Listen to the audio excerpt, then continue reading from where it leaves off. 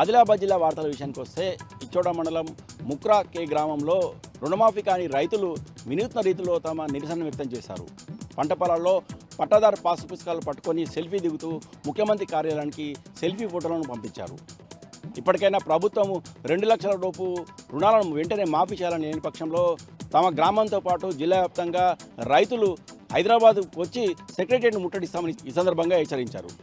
అలాగే వానాకాలం పూర్తిగా వచ్చి రెండో పంటకు సమయం ఆసనమైన సమయంలో ఇప్పటికైనా రైతు భరోసా 15,000 రూపాయలు వెంటనే రైతులకు అందజేయాలని ఈ సందర్భంగా డిమాండ్ చేశారు. లేని పక్షంలో తమ ఆందోళన మరింత ఉధృతం చేస్తామని ఈ సందర్భంగా రైతులు డిమాండ్ చేశారు.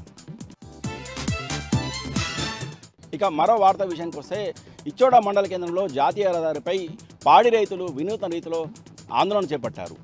తమకు బకాయిలు చెల్లించాలని డిమాండ్ చేస్తూ విజయ డైరీకి తాము పాలు పోస్తున్నప్పటికీ గత 6 నెలలుగా బకాయిలు మాత్రం చెల్లించడం లేదని, దీంతో తాము ఎన్నో ఇబ్బందులు ఎదుర్కొంటున్నామని సందర్భంగా రైతులు ఆందోళన వ్యక్తం చేశారు.